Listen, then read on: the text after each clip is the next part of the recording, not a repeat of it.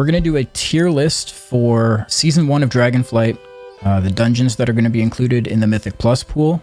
And this is going to be on, basically my preference after doing them on beta, doing them on a variety of different key levels. In this tier list, I'm also going to talk about why I'm placing these where I am. First of all, let's start with Azure Vaults. This one is probably, in my opinion, Azure Vaults is probably the worst dungeon out of all of them. Out of all 8 of them, Azure Vaults is not only my least favorite, but I think everyone's least favorite. Initially, it looked really cool, aesthetically. It's kind of like you're back in the Nexus or the Oculus or something like that. But then once you actually start doing the dungeon and you get to the bosses, you fight the trash, you start to realize what you've kind of signed up for. In Azure Vaults, there's a ton of trash mobs that have very deadly spells that need to be interrupted. The very first pull of the dungeon, if you combine the 2 packs like you probably would, there's 6 kicks you have to get. Obviously, you would deal with that with AoE stuns and whatnot, but it's a lot. It's a lot. And if any of those casts go off, you're probably going to die.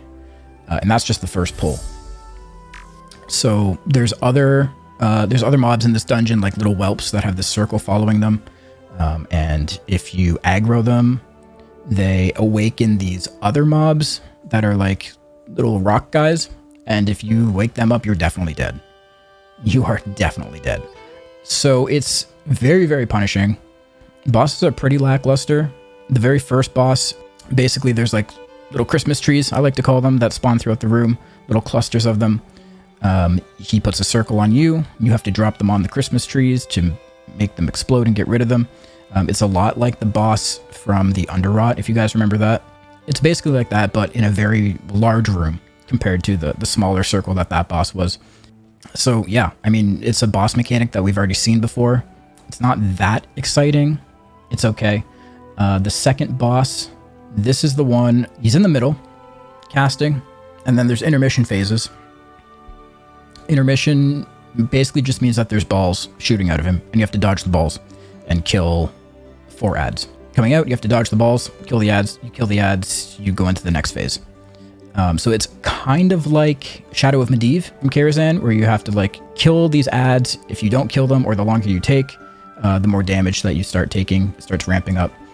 So it's kind of it's an okay fight. Nothing spectacular.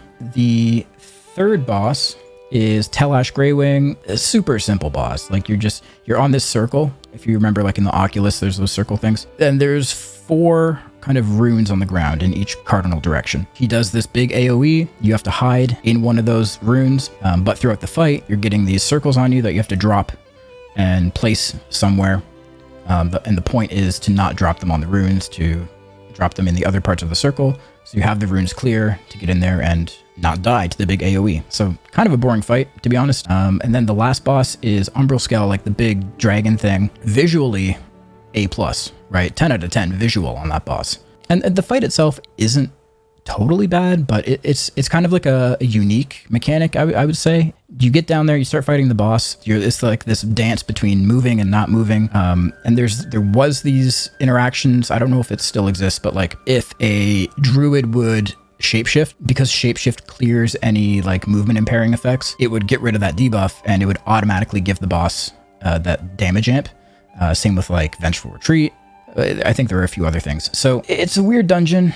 I think it's one that could be good, but in my opinion, it's going to be like a Karazhan. It's going to take a lot of tuning to be good, and I don't know if that's going to happen right off the bat. The other thing with this dungeon is that the runbacks are horrible. There's barely any checkpoints throughout it. As you're running through it, it's you're going downstairs, and then you have to click on these books, and it flies you to the other room. And yeah, some of the runbacks take a couple minutes.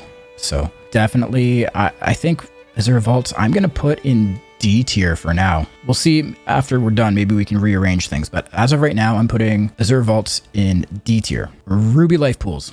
So this one is, I think, everyone's favorite, or at least everyone really likes it. It's a very short dungeon, very quick, very snappy, cool bosses. It's hard in the sense that like the bosses can be pretty difficult if you don't know what to do, especially the last boss. Even after nerfs, the last boss is still pretty hard. But it's fun because like the first boss, for example, you have these opportunities every like, I don't know if it's like a minute or potentially more, where these whelps come out and it's just like mass AoE. So that's always fun. And then like the very first pull of the dungeon, you're likely gonna, you know, do a massive pull. So there's a lot of those like opportunities for really big pulls throughout the dungeon. I know when it first was released, a lot of people were comparing it to the new, they were saying it was like the new Maw of Souls because it was so short, like not a lot of trash and then interesting bosses. There's a few things though that could really screw you up in there. Once you go up to the actual like outside area, there's this ring that you have to go around and kill these elementals. Once you kill all of them, the boss becomes active and you fight the next boss. Throughout that circle, there's these two dragons. One is just like a regular fire dragon. He breathes some fire, pretty easy to kill. The other one is called Thunderhead, and he puts out these 2 debuffs on 2 players, and when they explode, it does a shit ton of damage. When we first went in there, a lot of people didn't know what the hell to do. They were not prepared for that. It basically one-shot you. If that went off at the same time, if both of them went off at the same time and exploded, it would wipe your group. So I remember getting in there the first day that Thunderhead was in there, and groups were just wiping over and over and over. It's a bit better now. I think they nerfed it. They nerfed the damage, but I could see Thunderhead becoming a problem, especially as key levels go up and it starts scaling with like Fortified or whatever. It's going to be tough. And then leading up to the last boss, they added a bunch of trash right before the very last boss, and they're close. There's these packs. All of the packs have very important kicks that you have to get, and they're very close to each other. So it's very easy to like accidentally pull another pack and get something you're completely not prepared for. They do this like channeled AoE that basically you just have to either heal through or use defensives. So you're blowing your cooldowns right before the boss. I think in some situations you have to like make the decision, like even on Tyran, that trash really sucks. So you have to make the decision, okay, am I going to use Lust on this trash? Or do I want to save Lust for the extremely hard boss that I'm going to fight right after it? So it's pretty sketchy at the end. But overall, I really like the vibe of Ruby Life pools. It's probably one of my favorites.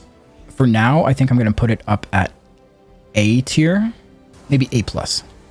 A+ tier. Algathar Academy. This one's kind of a controversial one. Honestly, yeah, it's one of my favorites. One of my favorite dungeons for a couple reasons. One, it feels really unique. The trash is unique. The bosses are unique. The way you get around the dungeon is unique. There's a lot of opportunities to do really big pulls, so that's always fun. When you first get into the dungeon, you can talk to basically emissaries of each Dragonflight. You pick one, and they give you a buff of whatever stat. Right? There's like the blue, there's the green, yellow, or the bronze, and the red.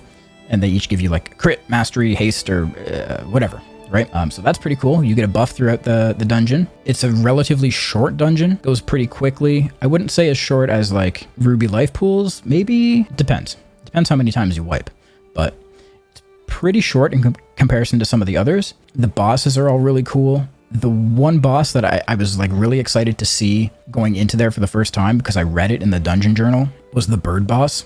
It's like this big bird, right? And then there's these balls you have to pick up. You put the balls into these, I don't know, gates. You throw them into the gates, and you have to choose. If you put 3 balls into the one gate, it puts fire swirlies all over the platform and makes the boss, well, it stuns the boss and then makes the boss take 70% increased damage, I believe. But the downside of that is you have to dodge the swirlies on the ground, and it makes it pretty difficult. The other option is you put it into the blue gate, and that gives you haste, I believe. But there's also, now there's tornadoes and there's winds pushing you. So you have to like weigh your options and figure out which one is going to be best for your group, which one you think you can handle. There's some important kicks, not too many, but there's definitely some. And I think that's like just the right amount. Like you don't want to go into a dungeon and have to coordinate 4 or 5 kicks for every pack, because that just, it feels bad. Eventually you're going to screw something up and it's going to wipe you, especially for pugs. But I feel like Algathar has just the right amount. Yeah, like I think a lot of the mechanics are just very well telegraphed. Like you don't necessarily need DBM to figure out what the hell's going on. I think Algathar Academy is going in S tier. There's one problem with Algathar. and I think this is probably being talked about a lot right now, is that there's some opportunities to do some very serious padding, especially on the tree boss. You're seeing people now doing like upwards of, I don't know, 600 to 800k on that boss. And it's kind of skewing people's perception of classes that are good and why they're good. You'll see people come up to you, they'll be like, "Oh dude, I did 120k in Mythic Plus." And you're like, "Okay. What dungeon was it?" Always Algathar, right? Always Algathar, because they had those big opportunities to pad. I think that's just something to keep in mind with this dungeon. Let's talk about Nokhud Offensive now. This one is, okay, let's start with the redeeming qualities. This is the one dungeon that you get to use dragon riding in. Pretty awesome. I remember the first time I went in there, everyone hopped on their mounts, they started flying away. We out here, I tried to get online. I didn't have a dragon. Wait, you can use dragon riding in the dungeon? I didn't get a dragon. My character bugged out. I didn't have a dragon to ride. So I had to like manually run everywhere in that zone, and it took a long time. But yeah, no, you get to ride your dragon riding in the zone.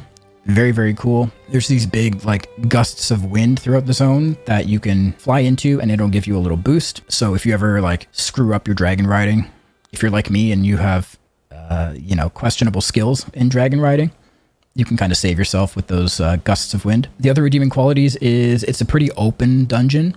You can kind of choose which boss you want to go to first. You can't kill all the trash for each boss and then kill each boss one by one, because each boss is kind of triggered by doing certain things in the area. So for the dragon boss, you have to kill all the packs around the ballistas, and then the dragon flies down.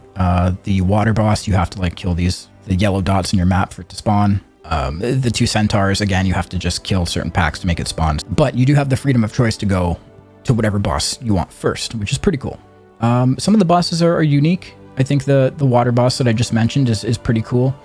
It's a stationary boss, and then there's orbs that spawn around the boss. You pick them up and you get a damage increase. But I think if the boss absorbs any of the orbs, he either does more damage or damage happens. But it's a cool fight because you get to get a huge damage amplification for yourself. So you can do some pretty cool stuff. The other boss, there's a boss where there's two centaurs, and I believe they share health, but the problem is they're very, very hard to group up. So I kind of like to compare it to the first boss of Spires of Ascension, right? With the bird and the guy, but you can never group them up. So imagine that boss in Spires where you could never group up those two bosses. Think of how annoying that would be. That's this boss. Okay, let's talk about things that make me never want to go there. That boss. The trash, for example, like the first boss where you have to kill the trash around the dragons. The ballistas to spawn the dragon. There's so many interrupts. There's stuns you have to get. There's frontals. There's, a mob that casts something that empowers the entire group around it. There's so many things. And it's going to be very, very hard for pugs. There's another area where there's like mobs that mind control you. There's swirlies on the ground. There's tornadoes. There's everything in this dungeon. There's also, before the last boss, they added in 2 mini bosses that you basically fight at the same time, but they seem pretty pointless. It's like they were just added there to slow you down, and just add like time onto your timer. So kind of annoying. But again, I think this is one that it's going to be one of those dungeons that I think people avoid. There has to be a worst, right? There's always going to be dungeons that are bad. Not necessarily bad, but hard, more difficult, and ones that people will kind of, hate their lives when they get that key in their vault. I think this is going to be one of those. So I'm going to put it down here with Azure Vaults in D. Let's talk about Halls of Valor. I'm pretty happy that they brought back Halls of Valor. I like it because it's aesthetically different. I have always loved the warrior class hall. It's such a cool aesthetic, and it's just a nice change of scenery. We've been in the Shadowlands for 2 years. Anyways, different change of scenery, super cool. It's the good thing about this one is there's some familiarity. All right, so a lot of people have prior knowledge about this dungeon because they played it in Legion. I didn't play it that much. I wasn't a huge Mythic Pluser back in Legion, but I do know a few things, and I've been learning since it went on beta. So I think this is one you're going to see one of the most successful keys in, because people have that prior knowledge that they're working off of. There have been some changes. They made the trash a little bit easier. They made some nerfs to the bosses, but generally it's kind of the same thing. This one is a slightly longer dungeon. There's a lot of running. It is not as long as Legion though. I think they reduced it by like 7 minutes, the timer that is. So that's pretty good. There are some important kicks that you have to get. There's like a heal. There's the runes on the ground that you have to pull them out of. There's like an AoE heal. There are these sentinel mobs that roam around, and ideally you want to avoid them. But if you end up pulling them with packs accidentally, they basically act as like an inspiring mob. So they prevent you from interrupting all the other mobs around you. So it can definitely cause some wipes. The first boss I find pretty boring in my opinion. You're just kind of like kiting the boss in this hallway, dodging the dragon breaths on, whatever hallway they come through. I have a bit of difficulty in that though, because I feel like, maybe it's just me, but like the camera gets really screwed up in there. So I'm trying to see like spinning my camera around, trying to see where the dragon is, but like the camera's getting caught on the pillars and it's a mess. The other boss, the second boss, Herja, when we first got into Halls of Valor, was extremely overtuned. There's this one mechanic where she shoots out balls, like just all around her. She pulses them for, I don't know, I want to say like 30 seconds, and you have to dodge the balls. When this first went up on the beta, if anyone in your group got hit by a ball, it would wipe your entire group. Everyone would take like 200k damage. And I was really thankful to see that didn't stay. They tuned that. They made it better. If one person gets hit, your entire group doesn't get hit anymore. So that boss is a lot more manageable now. Fenrir is the wolf boss. Pretty okay. Not too much to say about that one. There is a mechanic with that boss that I think isn't very well telegraphed that could potentially cause problems. There's this like, I think it's like a swipe or something, where it hits people around it and splits the damage between them. And if anyone in your group is not in there to split the damage with, you'll take a lot more damage. It's kind of like a meteor type of thing, but it's a AoE swipe. So, if you're in there, you're playing with a boomkin who decides to be out in nowhere, or like a mage, there's going to be some wipes happening. And it's not telegraphed at all. The boss barely makes an animation when he does it. So I think a lot of players are going to learn that by trial and error and wiping and figuring out what that is. The other thing about this dungeon is, I don't know if I already said it, but there's a lot of travel. So you go into the dungeon, you go straight, then you go into the main area, the banquet hall, I guess. Then you can go left or right. You have to kill both left and right, and then the middle unlocks and you can go. But every time whenever you kill one of the halls on the left or the right, you then have to run all the way back and go to the other side. So there's a lot of running. You do get a speed buff, but still, you're running a lot. There's still some RP before the last boss, which can be pretty annoying. I don't think there should be any RP events in Mythic Plus, even in like Karazhan. I think it's ridiculous that the opera event, you have to stand there for 2 minutes listening to the Monkey King say some bullshit. So I would love to see them get rid of the RP, even though it like goes against the immersion or whatever. I think Mythic Plus is a different beast, and there should be no RP in Mythic Plus. So with that being said, I do really enjoy Halls of Valor. It's a fun dungeon. I am going to place Halls of Valor in B tier. We'll put it in B for now. I might reorganize these. Let's do Temple of the Jade Serpent next. So I really like Temple of the Jade Serpent. It's a simple dungeon, short. They did make some changes to the first boss, which is pretty cool. I think that's the first time we've seen them do like a pretty major overhaul to a boss to try to fit it into the Mythic Plus scene, I guess. So you don't have to like, I don't know if you guys remember, you'd have to go into Temple, you go to the left, And then there's a boss, right, where you have to like kill all these elementals, and then there were waves of little ooze things that you had to kill. It would take like 5 minutes, and then eventually the boss would come out. You don't have to do any of that anymore. The boss is there waiting for you. And it's kind of like, I would compare it to like the last boss in Plaguefall. It's kind of like that. So you have this water around you and these little platforms.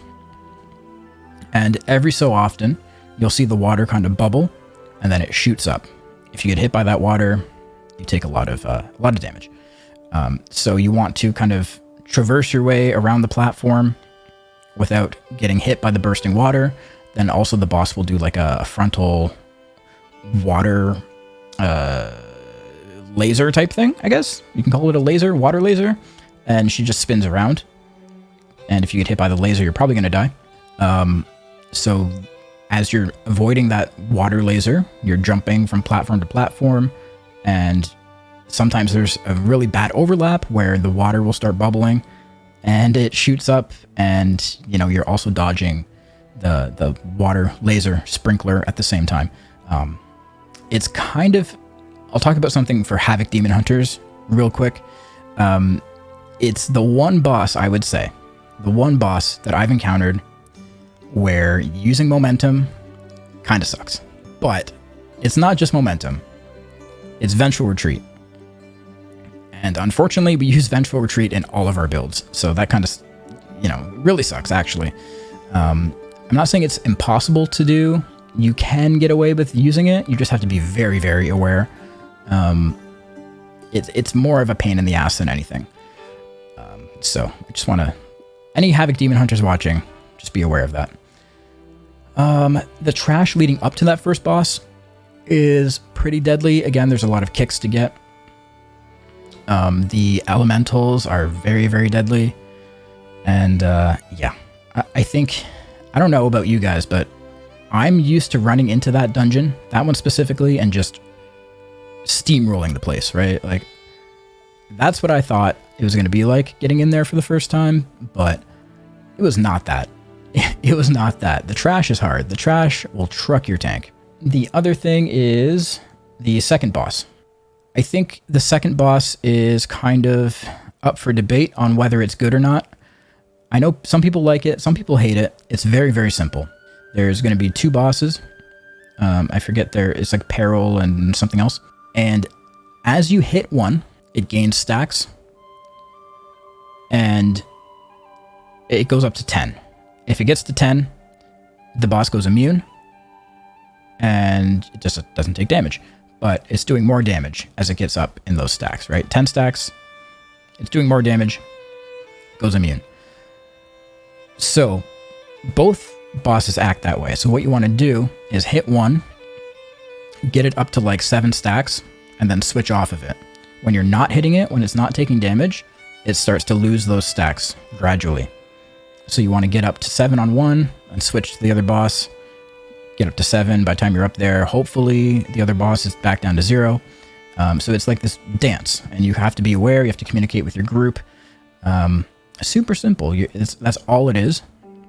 But you just have to make sure you don't screw it up, because if you do, it gets pretty ugly. So, yeah, there's that boss. And then the third boss is, I don't know exactly what's going on with the third boss. I'll be honest. I know tanks hate it. Tanks get destroyed by it. There's some mechanic that I think does a lot of tank damage.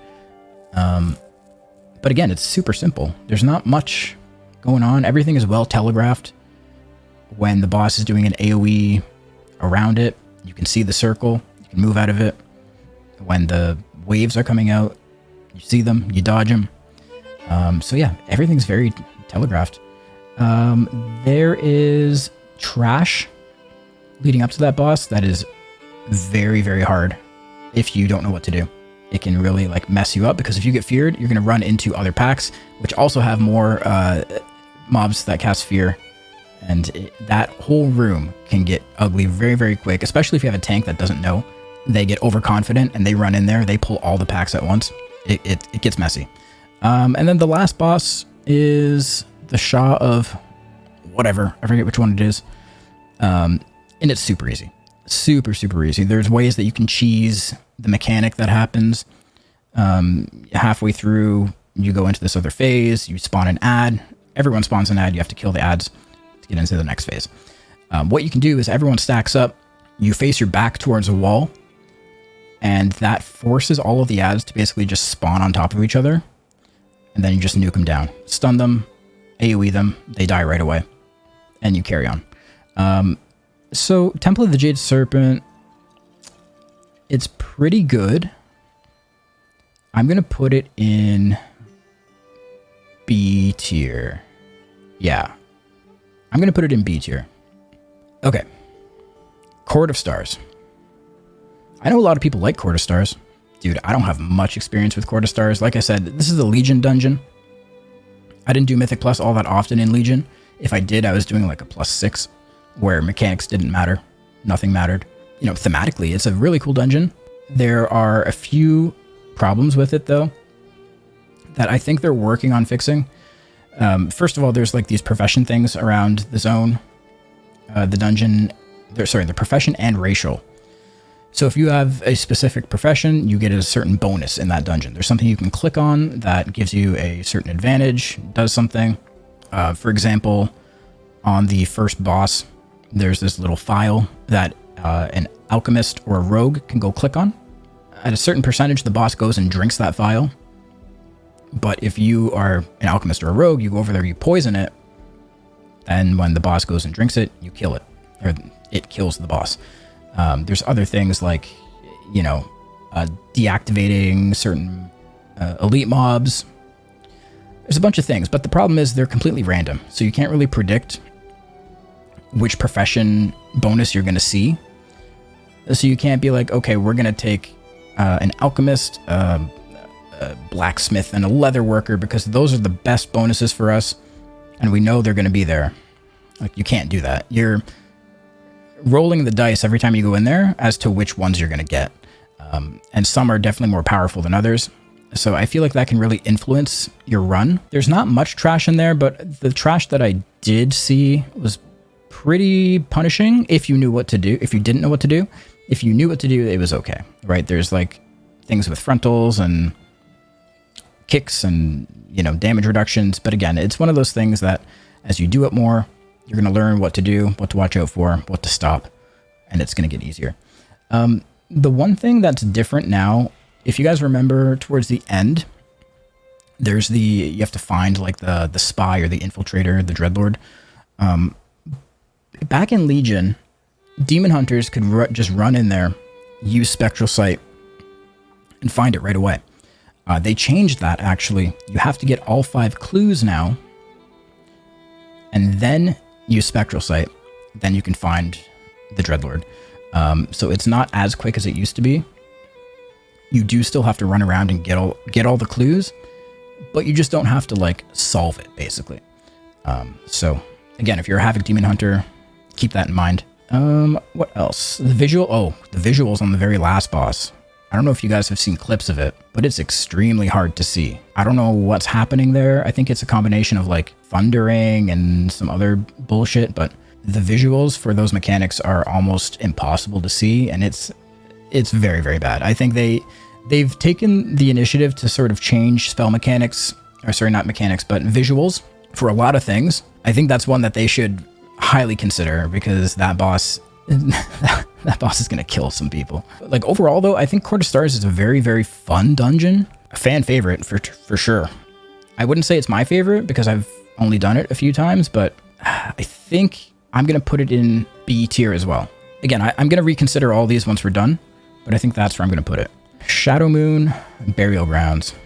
I really like this dungeon aesthetically. It's a nice change of pace. It's kind of like, you know, Warlock vibes. There's some pretty cool lore there. There's no routing choice here whatsoever. You're going straight. You actually have to not only go straight, but when you get into the first room, you have to go left and right, kill all the trash, then go carry on with the dungeon. And when you get to the end, you'll be at 100%. So there's absolutely no choice for routing in this dungeon. There are some, you know, important stops and kicks, not too many. There is a part, I think it's right before the second boss, where there's some kicks you have to get. If you miss them, I think they just insta-kill somebody. I'm not 100% sure. They do something deadly. It might be an insta-kill, it might not be, but whatever it is, it hurts. There's also the 2 elemental trash mobs right before the very last boss, right before Ner'zhul, that just do so much damage. And used to be able to pull them separately, like they weren't linked, but now they're linked. And I guess you can't interrupt them. You used to be able to interrupt them, and now you can't. So yeah, that's going to be interesting. Other than that, there's Ner'zhul, which is one of the coolest bosses, I think, for a dungeon. You're in this, like, I don't know where you are. You're in, like, the Nether or something, and you're on a platform. And it's actually a lot like Painsmith, where there's a wall that spawns. The wall is skeletons. They're all linked. You have to kill one to be able to walk through the wall. Otherwise, it kills you if you try to walk through it. There is some, like, nifty tech you can do with it, though. Like, if you have a Warlock, you can Warlock gate over the skeleton wall and not have to kill one. So I think, like, on a higher key level, that's probably going to be required to have a Warlock with you. There's some other things you can do. There's this weird thing where, like, priests can mind control one of the mobs towards the beginning of the dungeon. It has this effect on it that makes all the trash just have 50% less health, and bosses. That's definitely going to get fixed. It might have been fixed already. I'm not 100% sure, but I wouldn't count on it staying. It's definitely going to get fixed. But when you do that, the whole dungeon just falls over. So I think, yeah, priests and warlocks are pretty clutch for this dungeon. Shadowing Burial Grounds, though, do I like it better or worse than these 3? Here's what I'm going to do. I'm going to put that there. I'm going to move... geez, this is tough. I'm going to move... Okay, here. What do I think has potential? I think Court of Stars has potential to be very, very good. I think once you get it down to a science, which I know a lot of people have, and they do the right tuning that they need, I think Court of Stars can be A. And then from there, I would say something has to go in C, because there needs to be a difference. Out of these 3, actually, you know what? I think I would move Nokhud up. I would put Nokhud in C, because again, just like Court of Stars, I feel like this one has potential if they do some tuning on it. And I think just the fact that you have dragon riding, that kind of redeems it, in my opinion. So yeah, I think this is good. I'm going to stick with this. What do you guys think? I'm unsure about Temple, but I don't think Temple is bad enough to be a C. I really like Halls of Valor. I like Shadow Moon Burial Grounds. Algathar definitely S tier.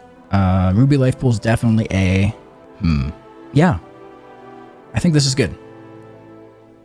I think this is good. So, yeah, I'm going to lock this in. This is my tier list of Season 1 Mythic Plus going to Dragonflight. It'll be interesting to see. We'll do this again, or we'll look back on it, maybe like at the end of the first tier or halfway through, and we'll see how this holds up. We'll see like what tuning leads us to, if maybe this could get completely flipped. Who knows? So yeah, this is what we're gonna stick with, and I'm gonna lock it in. Okay, there it is. All right, thanks for watching, guys. If you like this video, give it a like. Make sure you leave a comment. Let me know if you disagree with any of this, or if you agree. Let me know your opinions in the comments, and I'll catch you next time. Peace.